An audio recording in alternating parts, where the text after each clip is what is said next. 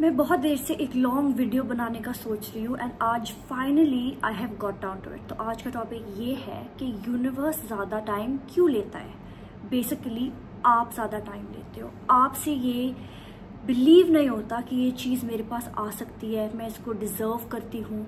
आप कॉन्स्टेंटली जो हर्डल्स हैं रास्ते में, आप उनके बारे में सोचते हो। आप अपनी फिजिकल रियलिटी में बार बार रीजंस ढूंढ रहे हो, तरीके ढूंढ रहे हो कि मेरे पास ये कैसे आ सकता है या क्यों नहीं आ सकता है। तो बिकॉज आप टाइम लगा रहे हो उस चीज़ को बिलीव करने में, आप टाइम लगा रहे हो टू बिलीव कि यस ये मेरे पास चीज़ आ गई है, which is what the law wants you to do. So आप you are taking time, which is why the universe is taking time to bring it to you. अब बहुत ज़्यादा डिटेल्ड रीजंस भी है कि ये चीज़ आपके पास क्यों नहीं आ रही है। वन, आप इतने इमोशनली अटैच्ड हो विद द आउटकम। आपको लगता है कि ये चीज़ अगर मेरे पास नहीं आएगी तो मेरी लाइफ इसके बिना बिल्कुल इनकम्प्लीट है।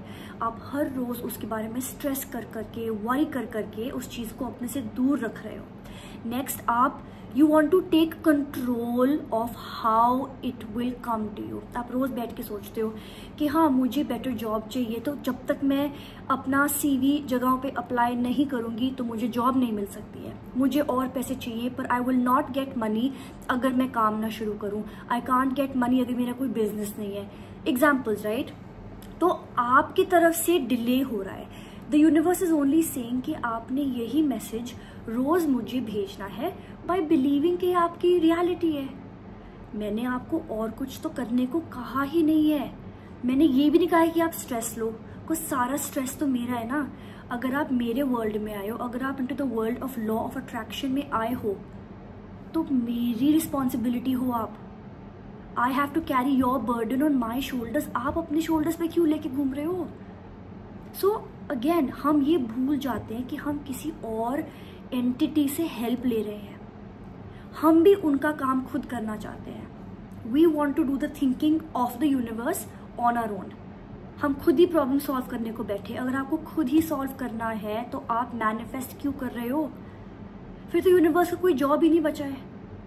एंड यूनिवर्स को ये बात बिल्कुल अच्छी नहीं लगती कि आप उसका हेडेक खुद ले रहे हो। यूनिवर्स को आपकी स्माइल अच्छी लगती है। यूनिवर्स आपको रिलैक्स देख के और जल्दी काम करता है, उसको और अच्छा लगता है। वो उसके लिए एक फ्यूल है to work faster and harder for your wish.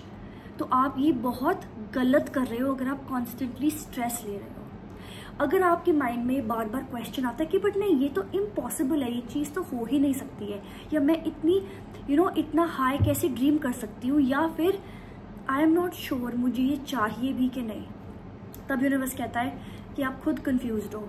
फिर मुझे नहीं पता कि मुझे आपको ये चीज़ ला के देनी भी चाहिए कि नहीं। 4 दिन आप बहुत एक्साइटमेंट से लिखते हो, मैनिफेस्ट करते हो, and 7th day your like मुझे चाहिए भी ये चीज़ कि नहीं, इसके बिना भी मैं ठीक हूँ, या आपके डाउट्स शुरू हो जाते हैं। सो उस प्रोसेस में पहले 4 दिन तो यूनिवर्स भी बहुत मोटिवेशन के साथ आपकी चीज़ पे वर्क कर रहा होता है। बट 5th 6th डे जब आपकी स्पिरिट भी डाउन जाती है, यूनिवर्स की स्पिरिट भी डाउन चले जाती है। So you have to try and consistently have the faith. Consistently अपने आप को याद कराना है कि ये मेरा हेडेक नहीं है, यही तो प्रॉब्लम है। एक हेडेक हम ले रहे हैं सारा। सो कंफ्यूज नहीं होना है, अपनी लाइफ को उस चीज़ के बिना अच्छे लाइट में देखना है। यू कांट से कि मेरी लाइफ उसके बिना अच्छी नहीं है, अधूरी है। ओके, जब तक आप अभी अपने करंट सिचुएशन के बारे में खुश नहीं हो, ग्रेटफुल नहीं हो, यूनिवर्स वो चीज़ आपको लाके नहीं देगा। When you're on the frequency of happiness and gratitude, that is when the universe brings your wishes to you.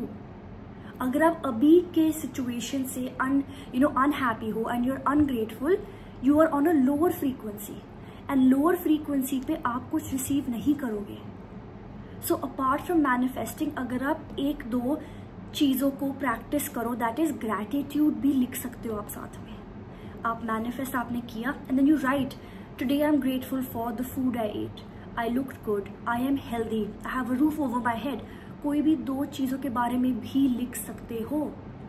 Point is that overall attitude of gratitude बहुत ज़रूरी है, ताकि यूनिवर्स को लगे कि नहीं उसको दिख रहा है कि मेरी लाइफ अभी भी अच्छी चल रही है, I am not desperate for that one thing I am manifesting for. Desperation तभी आती है जब आप अभी की सिचुएशन से खुश नहीं हो। So my point is, open your eyes, see के आपके लाइफ में छोटी छोटी क्या ब्लेसिंग्स अभी भी हैं। खुश होके पहले दिखाना है, उसके बाद यूनिवर्स आपको वो चीज़ लाके देगा। यू कांट से कि मैं बाद में खुश होंगी, मुझे पहले वो चीज़ लाके दो। लॉ ऑफ अट्रैक्शन में ये रूल नहीं अप्लाई करता है, उल्टा अप्लाई करता है। First you be happy, first you smile, then I bring it to you. Universe ये बोल रहा है। So from today I want, जो लोग ये सुन रहे हैं, देख रहे हैं, पहले तो ये शेयर करो उन लोगों के साथ जो ग्रेटफुल नहीं है, जो सारा टाइम कंप्लेन करते हैं, ग्रम्बल करते हैं, जो लॉ ऑफ अट्रैक्शन को डाउट करते हैं। मैंने ट्राई किया बट मेरे लिए काम नहीं किया।